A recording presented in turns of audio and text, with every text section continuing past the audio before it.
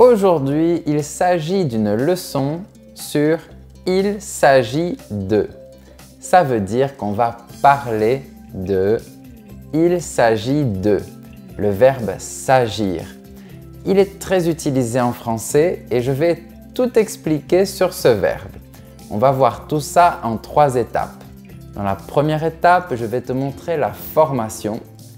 Dans une deuxième étape, on verra les utilisations de « il s'agit de » et dans une troisième étape, on verra les différentes conjugaisons aux différents temps. Et bien sûr, je te donnerai beaucoup d'exemples comme d'habitude. Mais avant de commencer, si tu ne me connais pas, je m'appelle Guillaume, je suis français et professeur de français pour les étrangers et je fais beaucoup de vidéos sur Internet pour aider tous les gens qui apprennent ma belle langue. Donc si tu ne veux rater aucune vidéo, abonne-toi à ma chaîne et appuie sur la petite cloche pour recevoir toutes les notifications. Mais on commence par la formation du verbe s'agir. Première chose importante, s'agir est un verbe qui est pronominal. Ça veut dire qu'il a le petit S juste devant lui. On va le garder, ce petit S. Deuxième chose, s'agir est un verbe impersonnel. Ça veut dire que quand on le conjugue, on utilise le sujet « il ». Mais « il » ne représente pas une personne ou un objet, pas du tout. C'est juste que c'est obligatoire de mettre un sujet en français. Donc, on a choisi « il » pour les verbes qui sont impersonnels. Donc, quand tu vas conjuguer le verbe « s'agir », tu diras toujours « il s'agit de blablabla ». Attention, tu ne peux pas dire « je s'agis » ou « tu s'agis » et encore moins une erreur très fréquente, le texte s'agit des nouvelles technologies. Ça, c'est une phrase qui ne marche pas. Tu dois dire « il s'agit d'un texte sur les nouvelles technologies ». T'as bien compris? Et ça, en fait, ça veut dire que le texte parle des nouvelles technologies. Troisième point important, quand on fait des phrases avec « s'agir », eh bien, il y aura toujours une petite chose à côté. Il y aura « de » plus un nom ou un pronom, « de » plus un infinitif ou « que » plus le subjonctif. Pour la formation, je pense que tu as bien compris, mais avant de passer à la deuxième étape, les utilisations, n'oublie pas que tu peux regarder dans la description, il y a un lien super important, c'est le lien pour t'abonner à ma newsletter qui est gratuite. Tu vas voir, il y a beaucoup d'autres liens qui sont très utiles dans la description. Je te laisse regarder ça.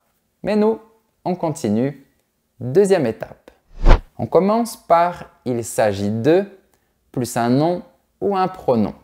On utilise cette expression pour présenter une personne ou un sujet.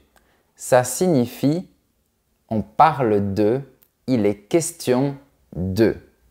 Par exemple, si je dis « il s'agit d'un texte sur les habitudes des Français au XIXe siècle », ça veut dire que dans ce texte, on parle des habitudes des Français au XIXe siècle.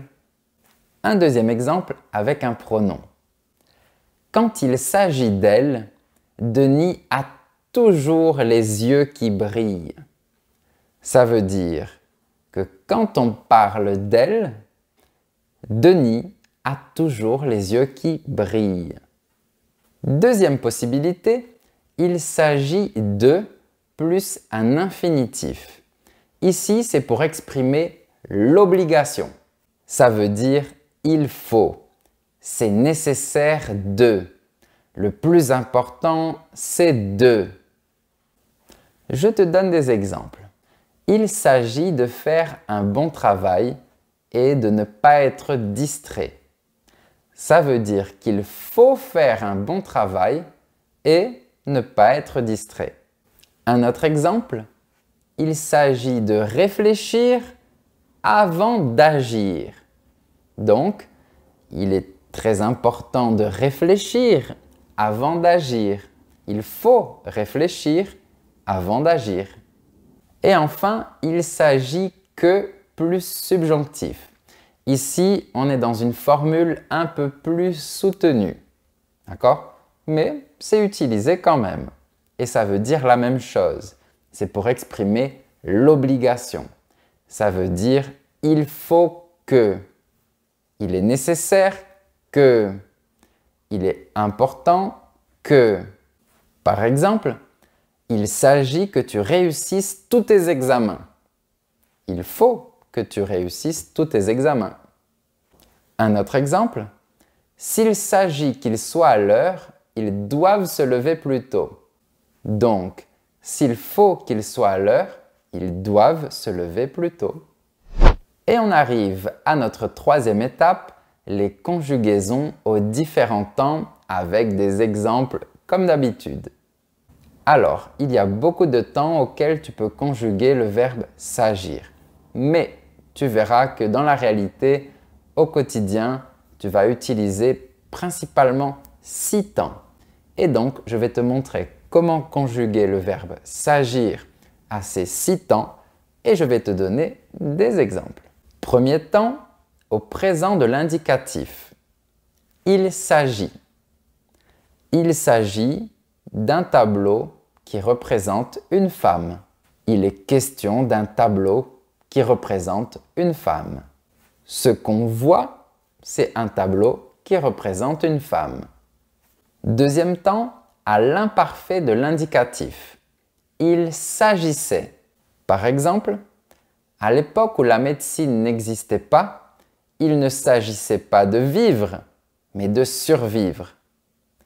Ça veut dire qu'à l'époque où la médecine n'existait pas, il n'était pas question de vivre, mais de survivre. Troisième temps, au futur de l'indicatif. Il s'agira. Par exemple, quand on escaladera cette montagne, il s'agira de bien faire attention à ne pas glisser. Donc, quand on escaladera cette montagne, il faudra bien faire attention à ne pas glisser. Quatrième temps, au présent du subjonctif. Qu'il s'agisse. Par exemple, je ne pense pas qu'il s'agisse du même sujet. Ce qui veut dire, je ne pense pas qu'on parle du même sujet. Bon, le subjonctif c'est un mode, mais tu m'as compris, je fais ça pour faciliter les choses. Numéro 5, au conditionnel présent. Il s'agirait. Par exemple, pour l'examen, le prof a dit qu'il s'agirait d'un QCM. Pour l'examen, le prof a dit qu'il serait question d'un QCM. Et enfin, numéro 6, au participe présent, s'agissant. Et là, attention, c'est pour le niveau plus avancé, ça devient un peu plus difficile. Et n'oublie pas, il n'y a pas de sujet ici parce que c'est le participe présent qui n'a jamais de sujet. Par exemple, s'agissant de lui, on ne peut pas lui faire confiance. Ça veut dire que, vu que c'est lui, on ne peut pas lui faire confiance. Tu vois qu'ici, le sens change un petit peu. S'agissant de signifie vu que c'est ou comme c'est. Comme c'est lui, vu que c'est lui, s'agissant de lui, c'est pour exprimer une cause suivie d'une conséquence. C'est parce que c'est lui qu'on ne peut pas lui faire confiance. Et voilà, j'espère que tu as bien compris tous les sens du verbe s'agir et que tu as bien compris comment le conjuguer à chaque fois. Si tu as aimé la vidéo, n'oublie pas de mettre un j'aime, ça aide ma chaîne et ça me fait vraiment plaisir, ça me motive à faire encore plus de vidéos. Et si tu veux, tu peux aussi offrir un café à ma chaîne. Je te remercie par avance et je te dis à très bientôt pour d'autres leçons. Salut!